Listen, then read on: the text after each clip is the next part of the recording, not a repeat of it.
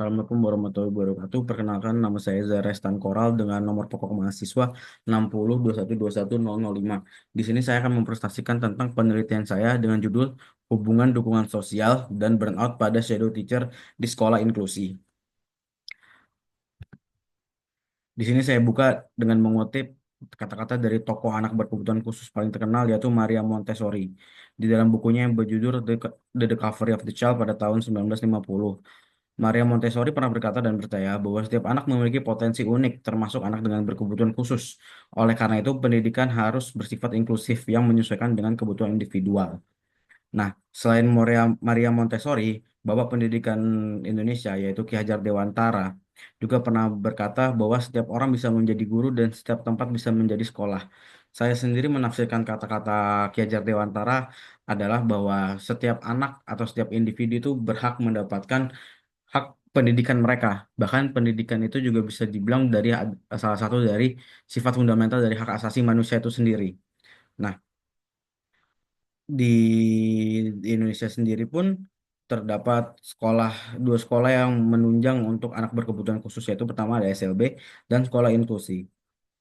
Nah, berdasarkan kebijakan Permendiknas nomor 70 tahun 2009 tentang pendidikan inklusif bagi siswa dan siswi yang memiliki potensi kecerdasan atau bakat istimewa yang bertujuan untuk memberikan kesempatan kepada semua siswa-siswi yang memiliki kelainan fisik, emosional, mental, sosial atau memiliki potensi kecerdasan atau bakat istimewa untuk memperoleh pendidikan yang sesuai dengan kebutuhan dan kemampuannya dan untuk mewujudkan pendidikan yang menghargai perbedaan dan tidak diskriminatif bagi seluruh siswa-siswi. Nah, menurut menurut Kemendikbud sendiri saat ini terdapat 6.764 mulai dari tingkat TK hingga SMA. Jumlah sekolah inklusi mencapai 44.477 sekolah di Indonesia. Hal ini menunjukkan ruang pendidikan bagi anak berkebutuhan khusus makin luas dan jumlah murid yang terdaftar di sekolah inklusi pun juga bertambah dari 126.600 pada tahun 2021 menjadi 146.200 pada tahun 2023. Anak berkebutuhan khusus merupakan definisi dari anak kebutuhan khusus sendiri merupakan individu yang memiliki perbedaan karakteristik dibandingkan anak-anak pada umumnya, baik secara fisik maupun psikologis. Anak-anak ini menunjukkan ciri-ciri yang berada di bawah atau di atas rata-rata teman sebayanya dalam aspek fisik, intelektual, dan emosional, sehingga mendapati berbagai hambatan dalam meraih keberhasilan secara sosial, pribadi maupun akademik. Itu menurut Bahri. Nah, di dalam sekolah inklusi, anak berkebutuhan khusus ini harus memiliki bisa dibilang seorang pendamping untuk mempotensialkan pendidikan mereka di dalam kelas. Nah, yang kita tahu pada sekolah umumnya biasanya di dalam sebuah kelas ada yang namanya guru reguler. Tapi biasanya di sekolah inklusi, karena sekolah inklusi juga menerima anak berkebutuhan khusus, juga disediakan namanya guru satu lagi untuk mendampingi anak berkebutuhan khusus tersebut, yaitu shadow teacher.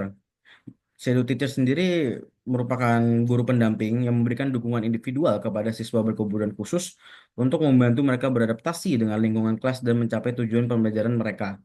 Nah, tidak luput juga shadow teacher ini mengalami tingkat kerjaan yang sangat tinggi dan bisa mencapai kategori stres berlebihan atau bahkan lebih stres, yaitu sampai ke tingkat burnout.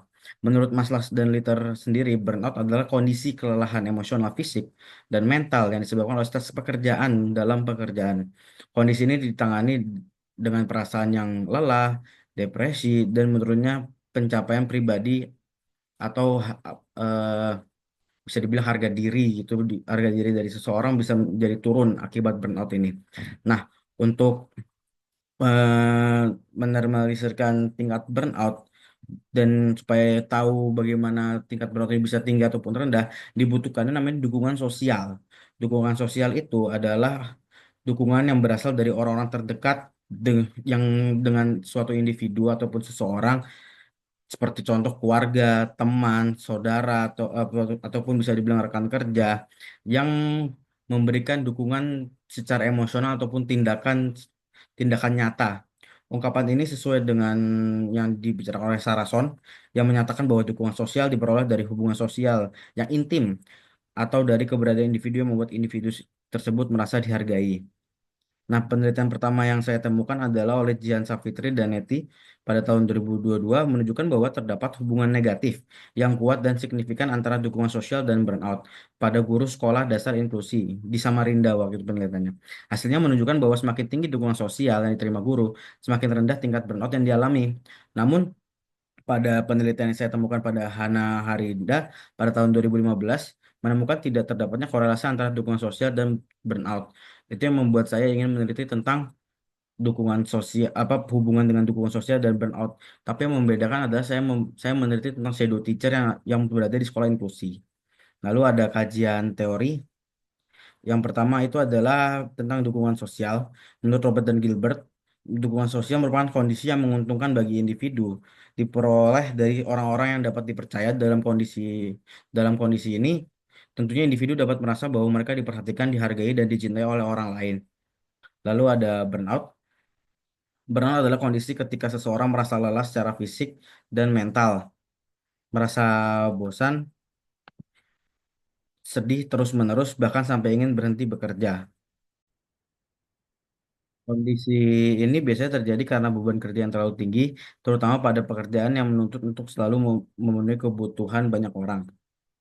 Baik ke dukungan sosial sendiri pun memiliki dimensi, yaitu number of support, lalu ada satisfaction with support.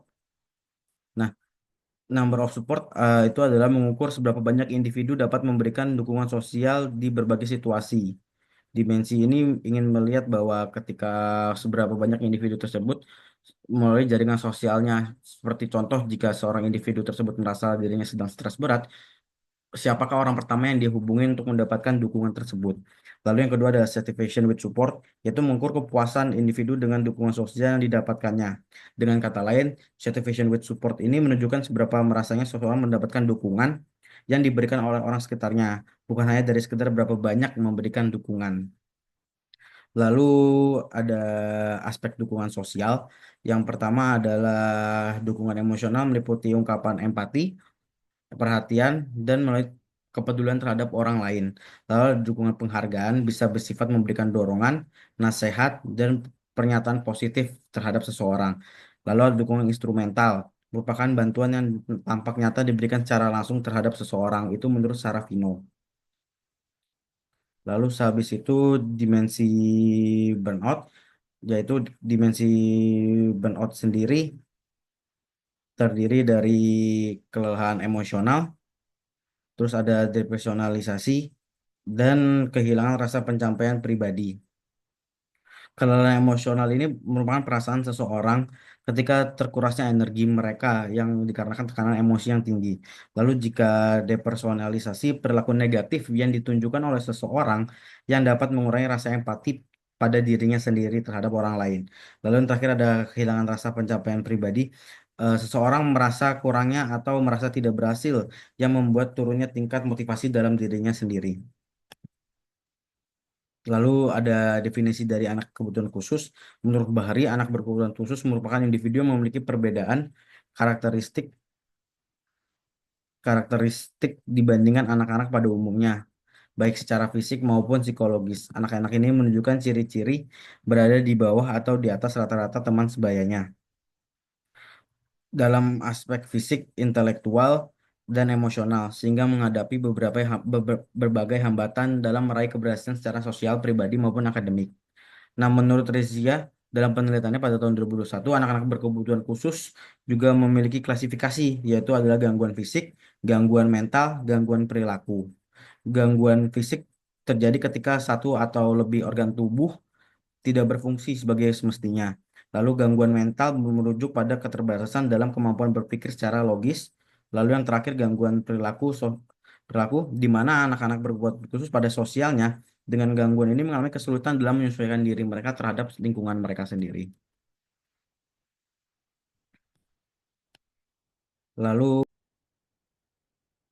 Lalu di sini ada hipotesis penelitian. Yang pertama H1, terdapat hubungan antara dukungan sosial dan burnout pada shadow teacher yang mengasuh anak berkebutuhan khusus di sekolah inklusi. H2-nya adalah tidak terdapatnya hubungan antara dukungan sosial dan burnout pada shadow teacher yang mengasuh anak berkebutuhan khusus di sekolah inklusi. Lalu ada populasi dan sampel. Populasi dalam penelitian ini merupakan shadow teacher yang mengasuh anak berkebutuhan khusus di sekolah inklusi. Lalu ada kategori penelitian. Penelitian ini meneliti terkait hubungan antara dukungan sosial dan burnout pada shadow teacher yang mendampingi anak berkebutuhan khusus di sekolah inklusi. Metode yang akan digunakan dalam penelitian ini adalah metode penelitian kuantitatif dengan cara penyebaran survei. Lalu ada instrumen penelitian.